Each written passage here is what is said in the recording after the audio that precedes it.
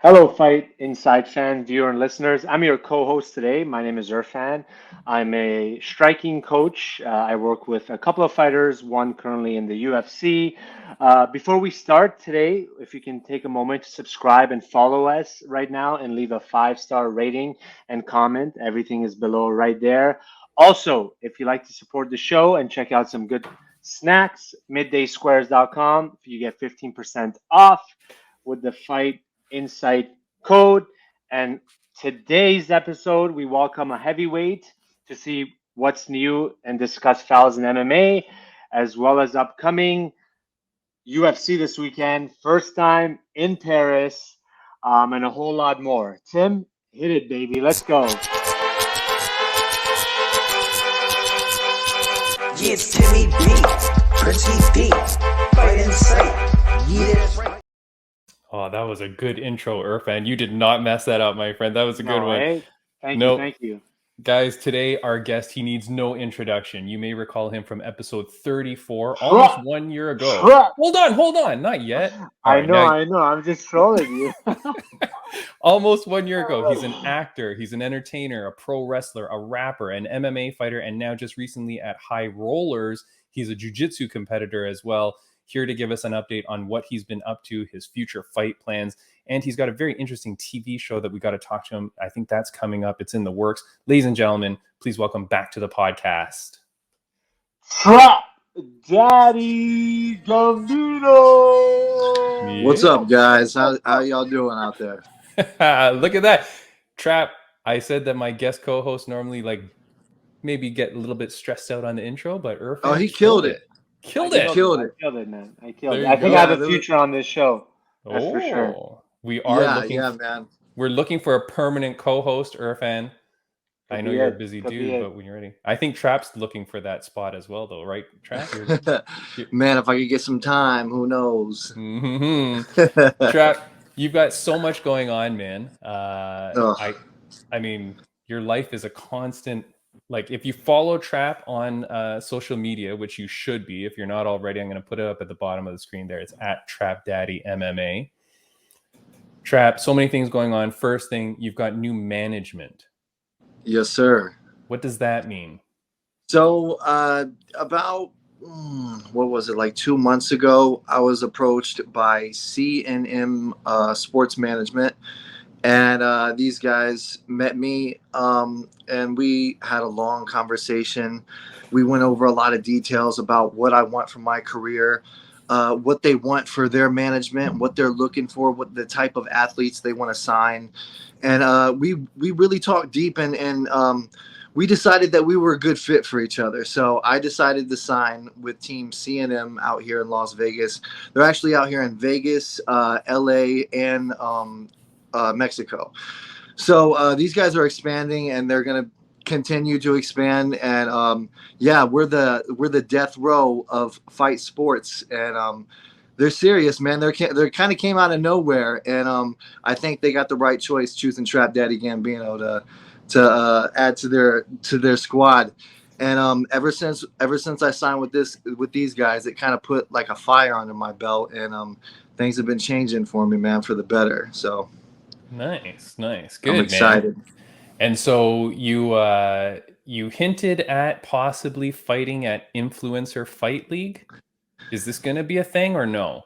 So this is something that I'm campaigning for. Me and my team are really campaigning for. I guess I can say I'm trying to fight Big Sam, which is he's a celebrity known for, like, he does like smoking Pringles and smoking Cheetos and stuff like that. He's a wild kid. He's a good dude though. He's a really cool guy.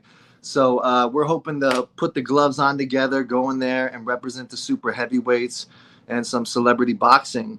But yeah, I don't, nothing is signed yet. They haven't really announced their next card, but I have a feeling if they do announce their next card soon, I'm probably going to be on it. So we'll see. We're in the talks, but nothing's official. Nice. It seems like this influencer and YouTube thing is taking off. I think there was a big event with boxing the past weekend. Yeah. Yeah. It seems like it's getting a lot of attention to the sport. I mean, for boxing as well, it's definitely help saving them stay relevant, because MMA is somewhat taking over. So, no, it's interesting to see that. Absolutely.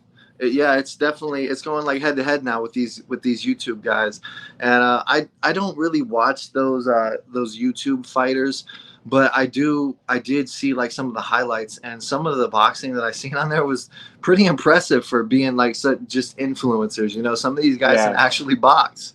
Yeah. Some of yeah, these guys take it up serious. yeah, The best influencer fights I like to watch are where it's like two 70-pound Russian boys fighting like a big 300-pound Russian woman. Have you seen those ones? Those yeah. amazing. No, no, That's I haven't, crazy, but man. that's pretty funny, man. Two at a time, man.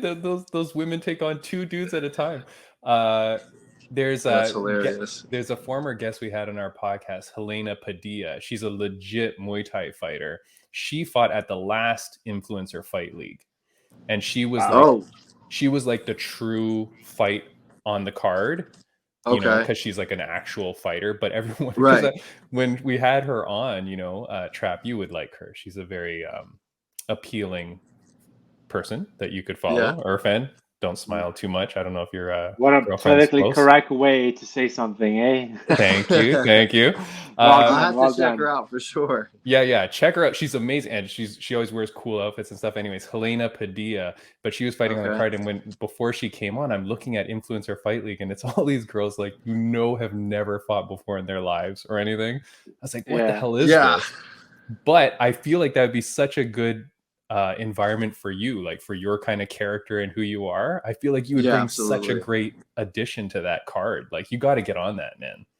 Man, I feel the same, and I think that they think the same thing too. Because you know, they're my DMs, they're my management DMs, and they want me, man. But we just gotta work it out and see what happens. Everything's it's the fight is literally 10% of this business, which is crazy. It's the fight business, and fighting is like 10% of it. Like there's so much around it to even make the fight happen, and Yeah. so I'm just kind of waiting impatiently, to be honest.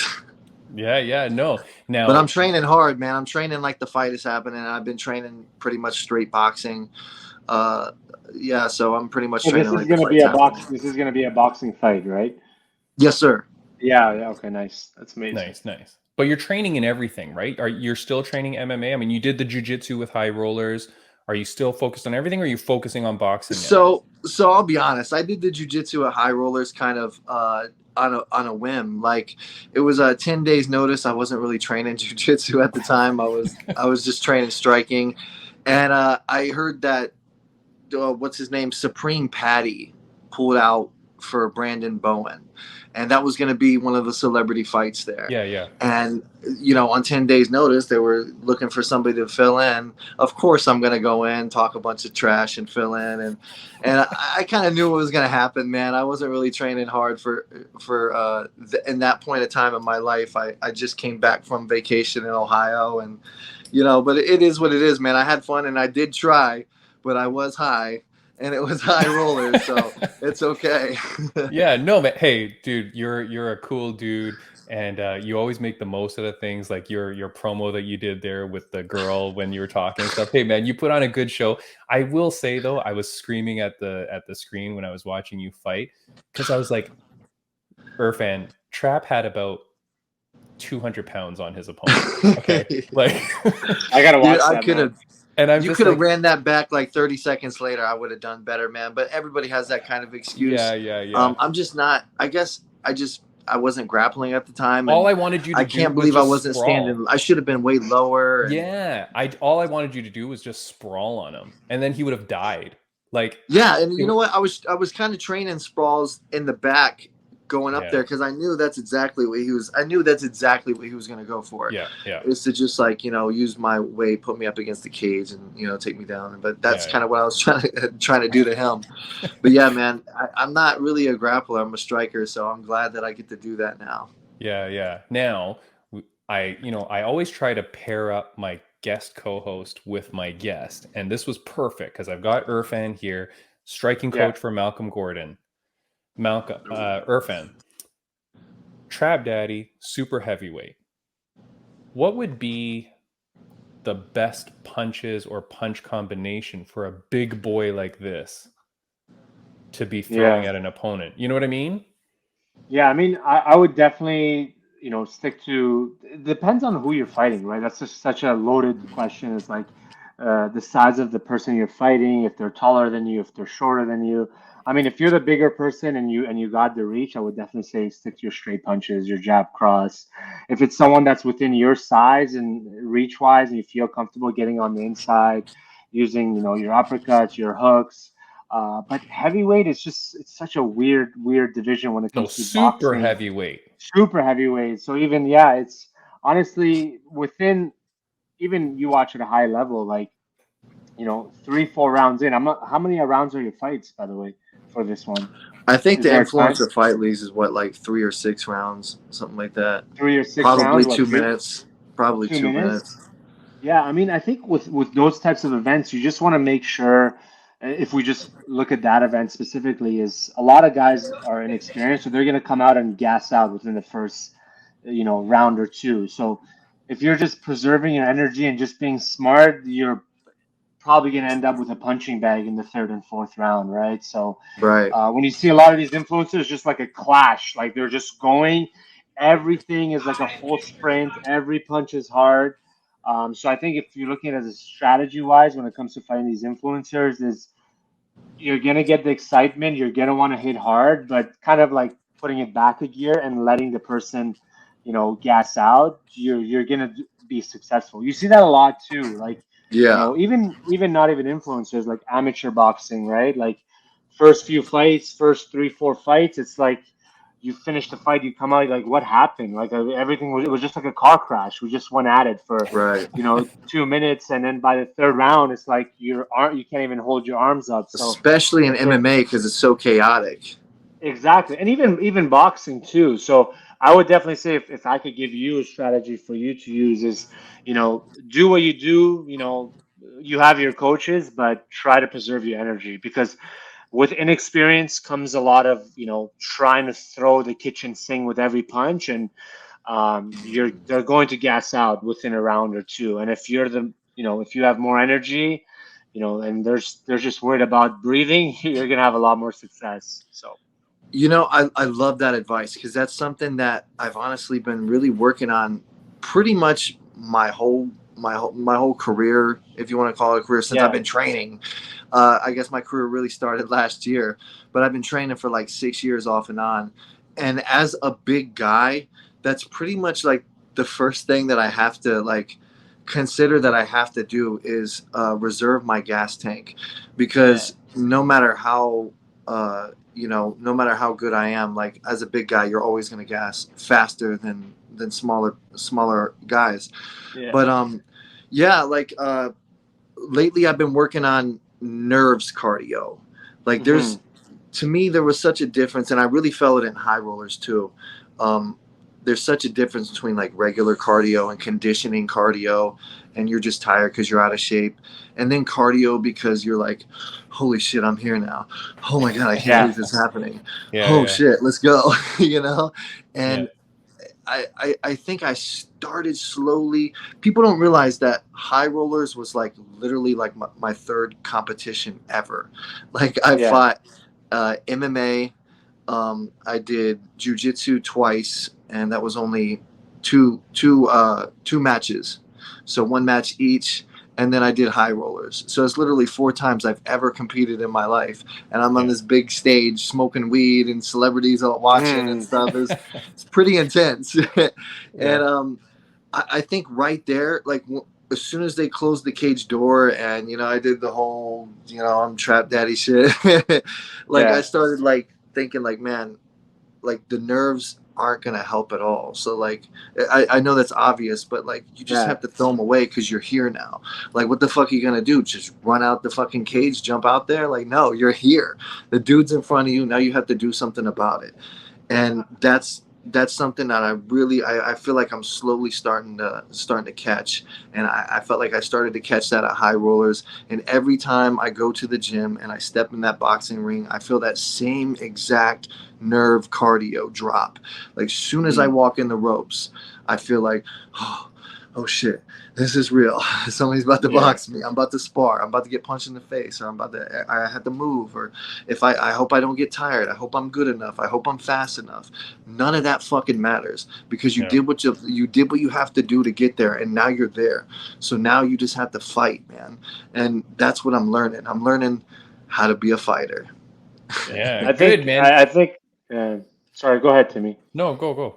You're the No, I boss. think it's what's really important is, and I always say this to a lot of people, or even people that want to compete, is you're seeing that in UFC too. Some of the guys now are competing in different events, like doing jiu-jitsu events and stuff like that. Mm, And not the best person always wins. Sometimes it's the person that can control their nerves and emotions. And the only best way to practice that is just to compete. Like it's consistently compete. You know, sometimes I've been at jiu-jitsu tournaments where I've done better, and I think the person may have been better than me, but I was just regularly competing. So for me, showing up on that Saturday was just another Saturday for me, right? For someone, he could be the best person on the mat, an open mat every weekend, but if you're not competing, you just don't know how to handle those emotions. So sometimes right. it's just good to just consistently compete. If you're not injured, you're healthy, and especially with jujitsu, because you're not taking damage to the head, and it allows you to work with your nerves. Even though it's not MMA, you're still going to be a little bit nervous. You're going to be like, oh, I don't want to lose. The fear of failure is there. So, kind of practicing that muscle memory, nothing can prepare you for that. I think activity is very important, whether Yeah, you're for jiu-jitsu sure. and And a lot of the reason I feel like a lot of the reason why I didn't compete in the beginning of my career, or even like I'm now, like I'm trying to compete anywhere I can. Like I'm trying to get exactly. on High Rollers again, and so hopefully the next High Rollers I can jump on. But I think that like a lot of it was just like because I made myself popular before I ever competed, and to the Right. point where like my first, like a lot of people, their first competition nobody cares about, nobody watches, nobody, but my first competition I had people like saying like, you're gonna lose, you're fat, you suck, you're embarrassing, you're never gonna be hitting. Like it was literally hundreds and hundreds of comments, and that all got to my head to the point where I just wanted to be the best I possibly could before I even stepped on the mats. That way I can prove everybody wrong. And now I understand that like you can't be the best that you possibly can until you get on those fucking mats, Mhm. and you have to use that experience to be the best that you possibly can. And it's crazy, man. Like I'm learning everything a little bit backwards, but I feel like that's also dangerous for a lot of people. So yeah, man, I'm getting my reps in now, and I'm getting my Good. spars in now, and I'm getting my rolls in now. And I'm 31 years old, but I feel like I'm 31 years young. And I feel like super heavyweights sometimes they get their peak at like around 40 or something. So I got a long time to go, man. And the more weight I lose, the more healthy I'm gonna get. And I have a lot to lose. So at least 50 more pounds.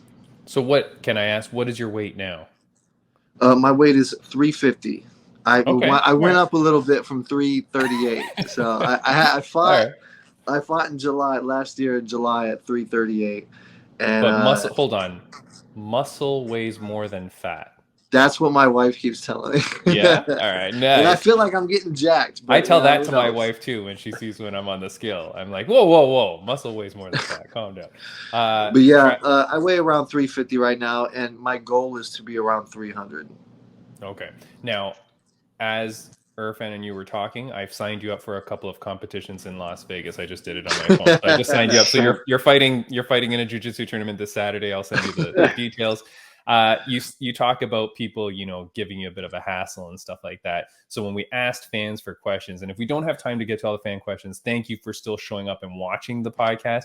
Trap, you can answer them on your social media. You got a bunch sent to you. I'll send you some more if I have, or from the ones that I have if we don't get to it. But Okay. I got a lot that were obviously, I want to fight this dude. F this dude. I'm going to kill him. Let me fight him kind of thing. I do have an audio question Trap. So I want you to listen to this one. This is I feel like you should keep that list and give it to Trap, and then just slowly, one by one, you just actually challenge them and see how You many. know What what? is the percentage that people I actually bet you the that's list is just so long that I would like spend the rest of my life doing it. Like yeah, it's crazy, man. All I have right. so many people that randomly want to fight me. I gotta hear this audio question. Okay, hold though. on. I'm Yeah, so curious. see, because Erfan Trap has done a good job. He's trolled Chris Barnett when he came on our podcast. Trap sent in Oh an wow. audio question and gave Another us some badass great dude. content. He's a cool guy. Yeah, gave us some great content. Trap, this is from Ahmed Al-Arabi. Here you go. Yo, Fat Daddy, I told you to send a contract. I told you I will go up 10 kgs for your ass. I'm waiting for the contract, bitch. Did you get That is that? the most. That is That the is most the greatest shit I've Arabic ever heard. accent I've ever heard in my life. This guy. That's pretty funny. This guy. What do you guy say, wants- Fat Daddy? That is, He said, yeah. He said, "Fat That's Daddy." original. Yeah. was that a random fan? He or was sounds that, like every bad guy in like a Bruce Willis movie, like Hey, a man. Die Hard movie or something like Yeah. that. He sounds like the bad Yeah. guy, like a villain. Yeah. He's serious though, man. He wants to fight Man, you. he sounds serious. Yeah, so I he should sounds probably serious. watch Sounds- out. We got. I mean, this guy's got to hit up Influencer Fight League and see if he can sign up, right? Like, I mean, you're out there, Trap. Yeah, I guess so. Now, Trap, while you're doing all your training and stuff like that, here is a picture of something I saw on your social media. And for those watching, listening only on audio, this is you. It's a dark photo. I'm sorry, I took it from the screenshot. This is you with wow. Tito Ortiz, Rampage, and Frank Mir holding the bag for you. And I looked at this. This is something called American Made MMA. Yes, sir. Are you allowed to talk about this? I mean, it's I'm out. allowed to talk a little bit about it. Yeah, absolutely. Okay, what is So it, and when is it coming out? So I do not know when it's coming out, but I can tell you it's the newest, most exciting reality show for MMA. We've needed a reality show for a long time. Tough has been stale. It's been boring. Well, there's a couple of crazy dudes who came along and got some UFC Hall of Famers and put them with Trap Daddy Gambino and a lot of other really, really good talent. And we're going to make a dope reality show, man. So we got Frank Mir, Tito Ortiz, Rampage Jackson, and it's called American Made MMA. And yeah, man, that's the show. That's pretty much all I can say right now. That's but if all you you go can on say? YouTube, that I mean, such a teaser. you can ask me and we'll see. Oh, okay, hold on. We'll see where it lies. But you can go on YouTube and look up American Made MMA, and that's the first commercial. I don't know when it's coming out or anything like that. But Okay. But on the YouTube video, the commercial that you said, in the description, it says, join entrepreneur Harrison Rogers as they travel the States in search of future homegrown heroes as they develop the first ever combat sport team franchise, the United Fight League. yes, sir. So that's something. I don't know what That it is what it is, man. I heard that there's gonna be a show November 4th. I don't know who's gonna be on that show, that Okay. promotion, but I know it's gonna be super, super interesting. And I know the first episode of this show is gonna be even more interesting because it's got me in it, and that's what everybody should be really looking forward to because, man, Manifest Destiny is real, and I never felt more powerful until I seen this commercial come out. There was like 12 years ago, I was in a basement in Wadsworth, Ohio, 465 pounds, getting out of breath, tying my shoes, watching these guys on TV and telling my wife, like, man, I'm gonna train real hard. I'm gonna lose weight, and I'm gonna be there with these guys. I'm gonna be on The Ultimate Fighter. I told her I was gonna do that. I'm gonna be on The Ultimate Fighter. I'm gonna be on the MMA Hour. I'm gonna be on these podcasts and stuff like that. And everybody doubted me. And I feel like since I couldn't really get on The Ultimate Fighter, they don't have a super heavyweight division in the UFC. This is kind of like I manifested this type of Ultimate Fighter. It's pretty crazy, man. Like I feel really powerful right now, and I feel like the mind is a lot stronger than people think. And now that I know what I can do, like, man, the road is gonna get a lot more crazy now. Nice. No, I'm interested to watch it, man. Like, now I gotta ask, of those three guys, Tito, Frank, and Rampage, what are the odds you get any of them to come on my podcast? Are they, Oh man, I don't know, man. are they buddy I buddy can't with tell you? you Or... they followed me after the show, so they'll definitely see this. All right. That's good. We're close. Hey, we were in talks with Tito for a while to come. And y'all deserve a guest like them too, honestly. Man. So I want Rampage. Yeah, man, it's just a matter of time. Rampage is crazy. Yeah, you've had huge guests before, haven't you? Yeah, of course. I've had Trap Daddy, who's bigger than that. I've had Erfan. God Hey, that's true, man. Thank you. All right, you talk a little bit about, back in the old days when you were looking at fighting and you were thinking, okay, this is what I'm going to be, and people were talking smack to you and all that. That's when you went on Dr. Phil, when it was around that time, right? Before you had really started achieving anything, but you were on Dr. Phil. You said that you had a little bit of before I did absolutely anything, I was on Dr. Phil, which is another thing I feel like I manifested, man. Like, okay, hold on. You back in the day, I was talking with my wife and we was making fun of Dr. Phil, and I was always telling her, like, wouldn't it be funny if we was on this show together? Fucking 10 years later, we're on the show together. How was that experience like? In person, it was really. You could tell they were manipulative, but it's TV and they were trying to get the content. But in person, it was fun until the footage came out and you seen why they were being that manipulative. And then the lash back from the fans was not so fun, because a lot of these people think that that's 100% real. Yeah. They think that I really got kicked out of gyms and restaurants and threatened to beat people up and all this other kind of stuff that they were saying. They think all that is real. So unfortunately, that didn't go so well for me, but it served its purpose. I knew exactly what I went on the show for, and I knew exactly what I was going to get out of it. I didn't know how bad some of the backlash was going to be. I knew it was going to be bad. I didn't know it was going to be that deep, I guess. But hey, man, you get what you want. You make your bed, you got to lay in it. So it is what it is, man. I had fun doing it, and yeah, Dr. Phil's crazy, man. I wouldn't suggest anybody else doing that. But you said you had a little bit of an update. This is the last thing I'll ask you before we get on to some other topics. But you said there was a little bit of an update with Dr. Phil. Yeah, so they've been texting me for literally 6 months now and asking me for updates on my life and stuff, and been telling me that they want to have me back on the show.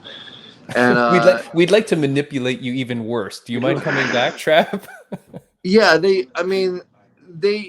it's weird how they'll tell you to play it up and stuff, and they'll tell you to lie about stuff, and then they'll put it on the film and then make you look. It's just TV, man. But I don't know if I'm going to be back on the Dr. Phil show unless they give me opportunity to film my side as well, so that way I can show what's cut out, and because there's a lot of times where he shows me nodding and stuff to shit that I never nodded to, agreeing to stuff that I never agreed to. You would be amazed at how they splice this up, man. It's insane. Yeah. No. I can feel you, because even when I make promos for the podcast after I film this, right?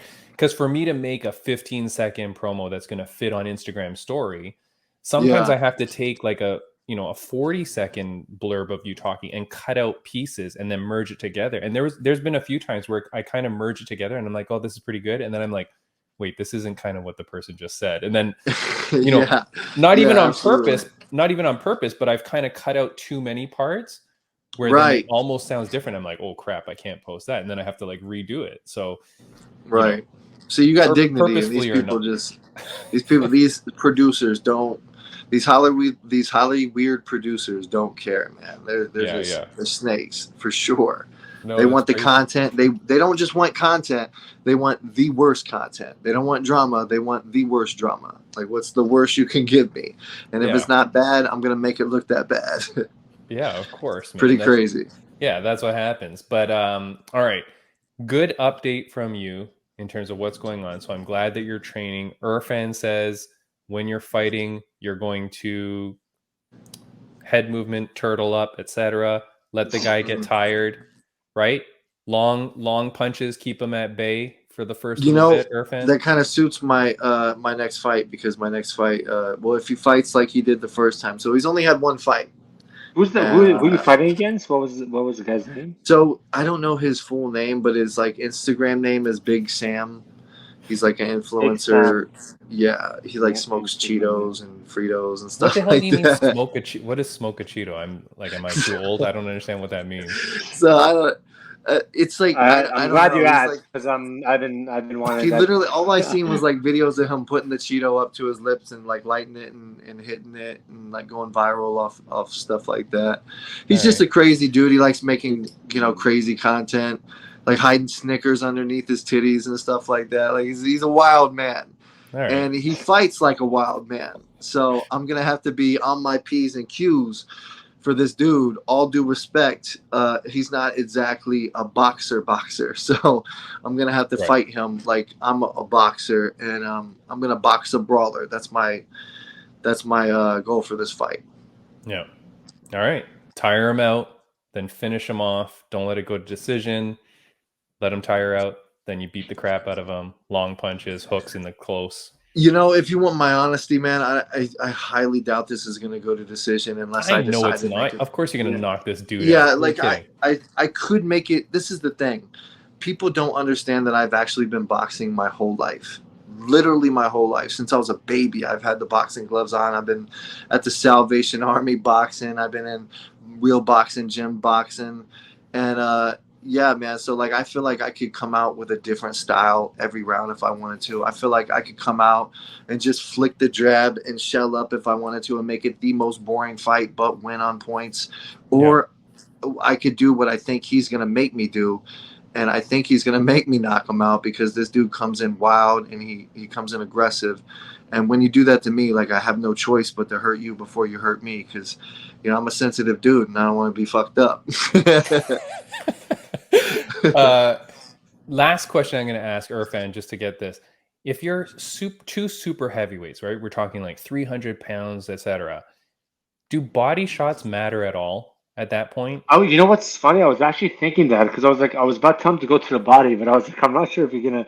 It might not Man, work as. I'm telling you. Might So not- this is a misconception. I'll tell Did you you as a see- heavyweight, right? I don't know. What was that video with Man, John? I'll tell you Parr? as He a was super like taking body heavyweight. shots on this kid, and he was like 280 pounds, and the kid was just taking body shots from John Parr like it was nothing, like over and So- over. And I was like, I'll tell you right now, as a super heavyweight, it definitely matters, but it matters less. So like you definitely have padding there. But Yeah. also these guys are huge and they can hit right through that padding.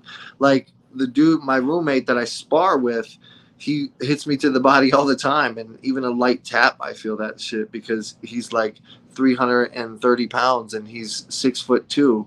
So Right. like any little tap to the body is gonna hurt me.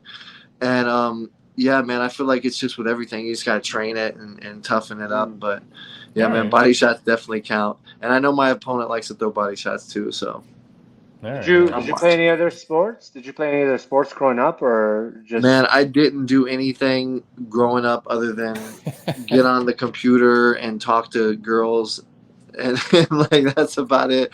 Like I was just, man, I was so unathletic growing up. I literally, I was just telling my friend how I skipped what is it, track and field day. Like every time there was a track and field day that came around in school, I was like, oh, my stomach hurts, because I was like afraid that the kids were gonna make fun of me for not keeping up with them. I was always a fat kid. I was always obese. I was never athletic. I fought MMA before I knew how to jog. I couldn't jog, and I was in the cage fighting MMA. So it's wild, man. I was never an athlete, and I feel like now I'm a fat athlete, and eventually I'll be a normal athlete, and I'm progressing. Nice, man. And you train full time in Vegas, right? That's your. Yeah, full time. I train pretty much 7 days a week. Is Yeah. it a specific gym you're at, or? Yeah, so it's City Athletic Boxing Gym is my main gym. But I also train at like EOS, which is like a strength and conditioning gym out here, at the LVAC out here, Las Vegas Athletic Club. And yeah, man, I do road work out here. I train every single day, and it's gonna show in my next fight, that's for sure. Yeah, Because unless when I was this, oh, sorry, Tim, I go was just ahead. gonna say, unless Trap is lying in his Instagram stories, I always see him traveling up the escalators in Vegas, going to the gym, whatever. So I'm like, all right, dude's Yeah. working, man. Dude's putting in the work. Yeah. Yeah, for sure, man. All right. Well, Trap, we wish you all the best. You're going to stick with us now for a few other things, right? We're going to talk about some nonsense we got going Yeah, on let's do in it. the world. All right. For those of you that are here just because of the Trap Gambino interview, or maybe because Erfan is here as my guest co-host, thanks for watching. Please stick with us. Again, our sponsor is middaysquares.com. Use code FIGHTINSIGHT15. These are those functional chocolate bars. Erfan, you talked about them last time. What You said you flavor like is these that? things. I've never seen This that is one. this is the peanut butter one. These are I don't think functional I've tried the chocolate. peanut butter one. Yeah, they're good, man. And now at the grocery stores, they sell them in single packs too. So go check those Oh, out. nice. They're everywhere. But you should just use my code FIGHTINSIGHT15 and just get them for 15% off. It's way better. Next week on the podcast, we're going to go back to the Cain Velasquez trial. We did a good podcast talking about it when he first got arrested. There's been some developments now. He's been denied bail 3 times, as we predicted. So we've got the fight lawyer, Daniel Martinez, criminal defense lawyer out of Florida. He's coming back on the podcast, and we're going to talk about it now. We're going to talk about some of the things that have gone on. So we're going to do that next week. Plus, I'm hoping that we're going to get a guest on as well, who is Brazilian fighter Lily Ferreira. She fought at Pallas Athena in Calgary, Alberta last weekend. Last week's guest was an English girl called Lexi Rook. She fought on that card. She won Fight of the Night, as do all the guests of Fight Insight podcast. Lexi Brooke, that's not a porn star, is it? No. Why does that sound like a porn star? Lexi Rook. Maybe it's a different one. I'll edit that out. My bad. You can continue. Anyways, but Erfan, you'll appreciate this. So will you, Trap? This girl, Lily Ferreira, who we were going to have on our podcast before, the timing didn't work out. So I'm really trying to get her on next week. She fights at atomweight, fights for the title at Pallas Athena. The girl, her opponent is in side control. No, sorry, in mount. In full guard, and headbutts her in the face, right? Like drops down and headbutts her right in the face. Illegally, right? Oh yeah, of course. The ref calls it, stops it, gives her a bit of a break. She's like upset. They resume the fight. Headbutts again. No. Lily then gets her in a guillotine, like a standing guillotine, jumps up and it has her in the guillotine. And then she starts screaming at her coaches. Like you can see her screaming at the coaches, and the coaches are translating for her. Apparently the girl is digging her fingers under her ribs to get her to release. So like almost like a pressure thing or something. So that's what's reported. That hurts. That hurts. So then the I've ref had that done to me. The ref doesn't do anything about that. Then in the third round, the girl has side control on the Lily, knees her in the head, like right to the same spot that she got headbutted. The ref separates them, calls the fight, because Lily then is like, I'm messed up. Okay, so this is for a title fight. So this is essentially it's Aljamain. Calls the fight. Then there's a whole bunch of confusion in the ring. Then the ref goes over to the other girl and deducts a point. And the commentators are like, why is he deducting a point when he's already This is in America? No, Canada, Calgary. Oh, I mean, still. I mean, damn. Even worse. This sounds like some Russian shit. No.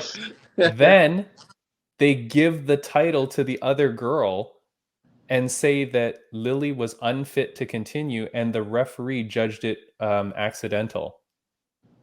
Unbelievable. What? That's crazy. I gotta watch, dude. That. So check it out. It was Pallas Athena, which was a great event. We're really happy to work with those guys, but boy, was that a lot of controversy. And I would love to have Lily on to talk about it. I mean, she's been pretty upset, and she was messaging me. She said, "Yeah, like after I got headbutted, I was dizzy, and then a little while later, she knees me in the head in the exact same spot." like I mean, all illegal blows plus the finger in the fight. He called the fight, then he changed his mind. That's the weird thing. Right? The ref calls the fight, does this, waves it off, and then insane. So anyways, we're hoping, long story short, not too short, but we're trying to get her on the podcast to go with Daniel Martinez. Cool, because we want to talk about that fresh. But also, we are going to detail the Cain Velasquez case and give some legal updates on that. And How figure out what the hell's going how many years is Kane facing right now? on. 20 to life. 20 to life. So That's crazy. stay tuned. But if you haven't seen our podcast with Daniel Martinez before, he's been on twice. But the last one for Cain Velasquez, really good, man. He gives a whole bunch of great scenarios and explains why it's not temporary insanity, why he was going to be denied bail, which he was now 3 times. Like, really good stuff. All right. I want to talk about a few things. Another, there's so many things to get to. But okay, let's just quickly go to this. This was announced today. Crazy. This is crazy. Jake Paul versus Anderson Silva scheduled tentatively for October. Erfan, I will go to you first. Who wins the fight? Don't tell me why or how. Who wins? Anderson Silva. Trap? Is this a long answer or a short answer? No, short answer. Who wins? Anderson Silva. Okay, you're both wrong because this fight is rigged. What is wrong with you guys? There's You're one of those guys. So tough. Huh? You're one of those guys. I mean, I just can't. You would hope that like Silva isn't in a place that he needs that money to rig a fight. You know what I mean? Like, he's done really well in his career. He's got a lot of sponsorship. He owns a lot of businesses. So you would hope that he doesn't step in there and be like, let me just take a knee and a punch and that. But I think the interesting thing is going to be are these sanctioned organization events actually testing? Because like if Paul is on, that's going to be the real question, right? Like that. Well, as long as they're as long as you're both equally on the juice. And if they're both equally on the juice, then it's going to be Silva, but it's going to be interesting to see what happens. But I think Silva's got this. I don't know. I don't know what I will do. We got to put an end to this. Erfan will lose his mind if Anderson Silva takes a dive, or if he loses legitimately. I just hope he doesn't show up and does what he did against Weidman and starts showboating and stuff like that. I just hope he comes in business, finishes this kid, and that's that. You know? Trap. So here's my opinion, man. I feel like Jake Paul has been taking a wrong. I can't say this because he's obviously doing well, but I thought for a while he's taken the wrong road. After the fight where he knocked out the basketball star, what was his name? Robinson. Nate Robinson. He flatlined Nate Robinson. I was like, okay. The next obvious one is Dylan Dennis, right? Can't box, flatline that guy with a super easy knockout. No, the motherfucker chooses Tyron Woodley, which is like, I was like, there's no way he's winning this fight. I have a feeling Dylan Dennis is gonna call you out after that call out. I think probably. So he got past Tyron Woodley, and I was like, okay, he I don't know how he did it, but he got past Tyron Woodley. Then the rematch happened, and I was like, okay, there's no way he's beaten him twice. He knocks out Tyron Woodley. So, like, I'm like, okay, now he really needs to take a step back because he's getting too lucky here. He needs to fight somebody like Dylan Dennis or like somebody, and he chooses, Tyson or what's his name? The Fury kid would have been a. Oh yeah, Ben Askren. Yeah, that's another good one. But the Fury kid would have been a good fight, Tommy Fury, because he kind of sucks at boxing. But other than that, man, like Asim Rockman was just the wrong choice. I felt like that would have been really bad for Jake Paul if that fight would have happened.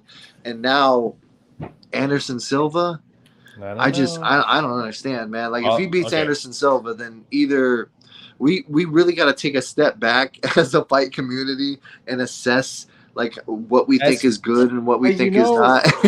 Or as humanity, we got to take a step back. Yeah. The one thing I would like combat that is like the community is hating on him, saying like he's not really fighting real opponents. But they forget that boxing is a sport that guys literally for their first 30 fights fly down to Colombia, Mexico, pay someone $1,200 and be like, take a punch and let me pad up my record. Yeah. So it's like he's doing nothing that's different that boxing has been doing. Like I remember if you look Yes. at Prince Nassim's record, like I think in his like 15 fight, he was fighting a guy that was like 6 and 18. You know what I mean? It's Right, like right. so it's Yeah. like it's just he's doing it on a bigger scale and everybody's hating on him, but every professional fighter, when it comes to especially boxing, their first 30 fights or 15 fights are fighting non-worthy opponents. You know what I mean? Yeah. In a bad, not to say that in a bad way, but No. I get what he's you're doing saying. nothing different. And Yeah, I he's get what doing, you're I feel saying. like he's doing better than that. I feel like he's fighting opponents Exactly. that are like, Yeah. actually had, either athletes or actually skilled in other combat sports or like Hasim Rockman with like 100 Yeah. amateur fights and 12 pro fights. That's insane, man. Yeah, I Nate get. Nate Robinson was the only guy that pretty much had never put on boxing gloves, right? Right. But Yeah, at that point, exactly. at that point, they were both 0-0, which made so it Correct. still made sense, right? Correct. The only thing I'll say, and the reason why I said this is rigged, is because my belief is that Jake Paul is just doing this before he gets the Nate Diaz fight. So I feel like Jake Paul is just doing this to say, okay, look, I need to do something while Nate fights out his UFC contract with his last fight. So let me do this. So however the hell he's figured out how to do this fight, because if he loses this fight, it blows the Nate fight. I mean, maybe not, because Nate would still come out and fight him anyways. Who cares? But he doesn't want to go down badly. So I don't know, man. Interesting. But I agree. I agree with This you is a too to horrible that sense matchup. too. Because sometimes I go like, if the Woodley fight was rigged, like, and people are like, well, why would he rig it? Well, the guy made more money than he did in his MMA career. You know what I mean? Right. From those Yeah. fights. So who cares? So And life goes on. You know. Exactly. Yeah. Who cares? No, like, on our Instagram story just today, I posted it. 42% of the respondents think it's rigged. 26% believe Jake's going to win, and 32% believes Anderson's going to win. So, early polls from my very smart viewers and listeners, that's what they're saying. Erfan, I know you got to go soon, my friend. Do you have to bail out now? Yeah. Like 2 minutes. I got 2 minutes. If you're kicking me out, that's fine though. No, I'm not kicking you out, dude. I want you to stay all the time. Yeah, I know. Erfan, so that I can officially say it though, thank you so much, man, for coming. Of course. You're great. You're a great dude. We wish you all the best. Can you just, for these 2 minutes, why don't you plug what's happening with your buddy Malcolm? Yeah, so we're fighting a really good opponent. He's like the next hot prospect in the flyweight division or UFC. So Muhammad will be a tough opponent, but I think his hype is a lot bigger than his actual skill level. Not to say that he's not going to be there. I think he's 22 or 21. But we're training hard. I think Malcolm coming off 2 wins against tough opponents, and it's so funny too. The other day I was like looking at Malcolm's first 4 opponents. He's 2-2 now in the UFC. I think their combined record of his first 4 opponents are like 40 something and 11. So it just kind of goes to tell you that he hasn't fought anybody easy. And as you know, the flyweight division, I just feel like from 1 to 20, anybody can beat anybody on any given night, right? So it's such a like Tyson Nam beating O'Day. I didn't see that coming. I thought O'Day was gonna have a good, easy fight. Not an easy fight, but he was gonna get the victory. But and we're fighting on the biggest card of the year, so possibly could be the biggest card of UFC history because Islam versus Oliveira, O'Malley versus Jan. Benel Dariush is on it. Yeah. I'm missing another fight too. Aljamain Sterling and Dillashaw, right? So Nice. just that whole experience in itself. And at the end of the day, we're gonna go in there and give the best fight that we can, right? So and we've been underdog all 4 fights, so it's no different it's not nothing different for us. So yeah, man. So good luck to you. Good luck to our friend Malcolm. Thank you so Gordon. much. Say hi to us for him.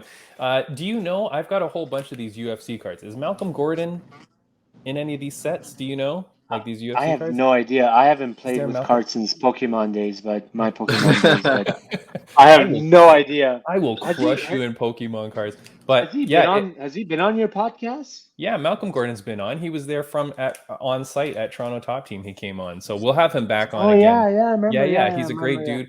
If I do pull, I'm going to do some unboxing videos with some of these UFC cards Nice. later this month. And if I pull some Malcolm Gordon cards, I got to go get him to sign those babies, up the value. For sure. All For right, sure. man. I'm gonna head out. When is the fight? Yeah. When is Fight the is fight? October 22nd. October 22nd. We'll be cheering for you, brother. Hey, it was nice meeting Thank you, you brother. so much. Thank you, Trap, man. nice meeting you. Good luck on your fight. And Timmy, we'll be Thanks in so touch much, and we'll man. talk. All right, buddy. All right, Appreciate it, take brother. care, guys. Yeah. Good luck, Bye-bye. man. Bye-bye. All right, Trap. It's just you and me, my friend. Oh, now it's intimate. You good? To, you good to keep going here? Yeah, man, we can keep Yeah. going.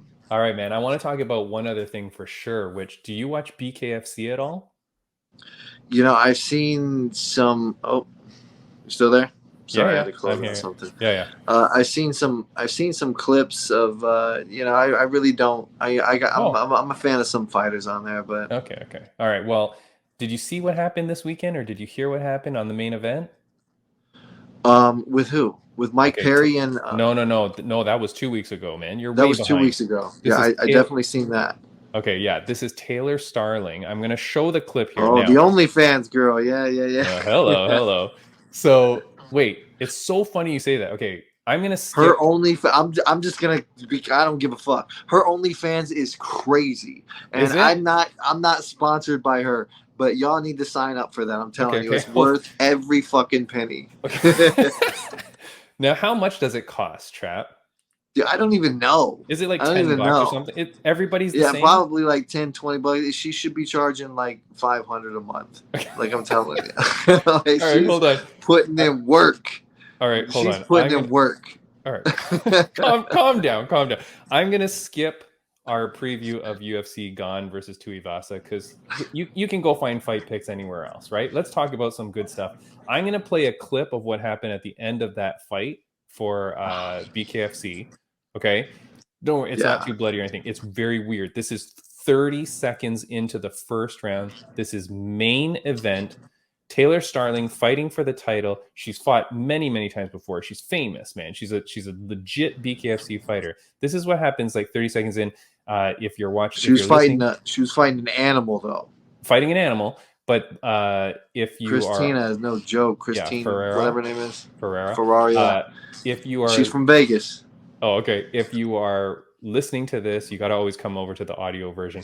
But when I upload this, if this gets cut out because of like trademark, just know I'm showing the last 40 seconds. Anyways, here we go, Trap. Side, and down goes Taylor Starling. That right there, Sean, I'm telling you, there's just a difference when Faria hits you. She quit, I think. Hey, Taylor, turn it out. Interesting. That was the end of the fight, right? You didn't see I that? hope so. No. I'm hoping that was the end, right? No. So they kept going after that? So she then turns around. The Dan Miragliotta restarts it. She takes 2 punches and then waves it and stops. So like literally, that's bullshit. No, that's fucked up. Yeah, but she's obvious. But she turns around. But she turns around, and Dan, for whatever reason, I don't know if he doesn't realize what she's doing when she's talking out of the ring. And okay, so for the audio only listeners, what happens is she takes a knee after getting a barrage of punches. Somehow she's fallen right in front of what I can only assume is her corner, and she starts going, emotional. I can't do it. I can't do this. I can't do this. And she looks like she's crying. She's out of it. It's the weirdest she's breakdown. Not there emotionally. Yeah, very smart, Trap. It's an emotional breakdown, kind of. But then she gets up, and Dan goes, "Are you ready to fight?" And she goes, "Okay." Which now I feel like she's just in the moment. She doesn't really understand. Yeah, like you're gonna say no. You know what I mean? I don't know, dude. She's slashing her neck. But as a fighter, outside saying I'm done. So it's like this is the difference. So I've seen people that are like, you know, they want to quit so bad. Like for example, that UFC fight with man, I forget his name, but he wanted to quit so bad. But he kept telling his corner man, he was like, please call it for me. I don't want it to. Don't make me do it. Don't make me tell the referee. Don't make me do it. There was the Raquel Pennington one where that one too. Where she wanted to quit and her coaches were like, get the fuck out there. Yeah, that's ridiculous, man. I feel like as soon as her corner saw that, they should have threw in the towel. Exactly. Yes. And also, like, I don't know, man. Like, obviously, Dan Miragliotta couldn't see what she was No. saying or couldn't see it. Maybe he thought she was just stumbling or something like that. Yeah. But man, that's tough, man. Like fighting, like I was just saying, fighting is 10% of the shit. Like the emotion This is why is so much of it too. when you were saying that, I was like, oh my God, this is the perfect segue into this thing later. Yeah, like But yeah. that's the emotions that get to you. It's like, man, I'm just like, it's like she's probably been there so many times. She's sick of taking so much damage. It's like, I'm just like, what the fuck am I even doing this for? Like, you know, I'm making so much money on my OnlyFans. And I'm sitting here getting punched in the face. But for real, like. But the weird thing though, Trap, is that she's been there so many times in main event status in BKFC. Yeah. Like this wasn't the first time getting hit, so it was a strange breakdown. And then Stephen Struve had a panic attack in the UFC one day before he walked out for a fight. Yeah, that's true too. And so you know, let me you put just up. Never know. I feel like the nerves never go away. Let me just put up a quick thing. She posted on her Instagram, and this ties into you perfectly, but here's what she posted, and I'll read it for people. This was on her Instagram story, so I took a shot of this. It says, "Things didn't go my way. I quit. I didn't show up myself last night. I know, but the hateful comments and horrible shit isn't okay. I'm a human. I work so hard for that, and I am devastated. If I let you down, I'm sorry, but just be kind." Imagine this is why I hate fans sometimes, man. Yeah, imagine the hate. I can. Unfortunately, I can. So like, I'm a father, a husband. You know, I try to inspire people. I have a lot of family and friends that care about me. And then you go online and you see some of these forums about me, and they're literally talking about a person who doesn't exist. And I can only imagine at her level, because she's probably got, you know, just as much or way more than me, haters talking about her, why she quit, you know, reposting her OnlyFans with different, you know, captions and making stuff seem like it's not other thing. Like I get the same thing, like trolls and haters and fans can be really, really mean, man. And I feel like that's why a lot of these, I feel like every social media platform needs to hold people responsible, and they need to like make you sign up with like an ID or something, an IP address, so we know exactly who's commenting what. Because a lot of these people, man, like I've thought suicidal thoughts over some of the things that these people said about me, and I know I'm not the only one. And mental health is a real thing, and we need to be more aware of that. And thankfully, fighters like Patty the Batty is, you know, talking about men's mental health, and we really need to talk about fighters' mental health a lot more too, because that is something that's so underlooked. And a lot of these knockouts, a lot of times these people quit, a lot of these submissions isn't because a fighter's more talented than the other. Hey, you're doing more it's than because Nolan Ryan. Nolan Ryan won't even eat a single vegetable. Are you good? It's because that'll make a clip in the podcast. But it's because like the mental stability sometimes is just so much stronger than the other. And I feel like that's, like I said, fighting is 10% of it. And, you know, it really needs to be taken more seriously. And I feel bad for her. I felt bad for myself for a long time over a lot of this stuff. And then I just realized, like, man, you gotta be stronger than it. But a lot of times ignoring it isn't enough, unfortunately, because I've ignored it too. And then it just came back even stronger sometimes. So, yeah, I don't know what the option is to do for this, but hey, I gotta jump off here.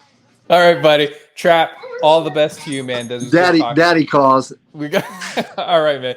I will see you later, my friend. Thank you so much. Have a good one. All right, hey, man, it was a blast being on the podcast. I appreciate you guys as always. Thanks so much for having me on, and yeah, man, that was fun. I'll have you on as a guest co-host soon, brother. All right, let's do it, man. I'm excited. See you, buddy. All right, man. Take care, man. Bye-bye. All right, guys, you know, parental responsibilities called him away. There was a few other things I wanted to talk about that whole Taylor Starling thing, but we'll get to it again later. Please do. Hey, if you can reach out to her and give some positive words of encouragement, man, as Trap is saying, that kind of thing is like, it's a psychological thing, you know, and unfortunately, we wish the best to her. I know she's trained with our good friend Brian Bam Bam Barberena. He said, I think they trained at the lab together. He always said that she's a great person. So send her out some support and love. And if you follow Trap's advice, you also might want to check out her OnlyFans. I don't know anything about that, but have a good one, guys. This is the end of the podcast. I got left behind by both my co-host and my guest, but that's okay. We will see you next week. Again, it's going to be Cain Velasquez trial update, and possibly, hopefully, Lily Ferreira will come on to talk about what we explained happened down at Pallas Athena II. So for that, check out the links that you're going to see all around the screen right now. Check out some of our old podcasts, and I'll see you next week. Have a good one, guys. Take care, and thank you.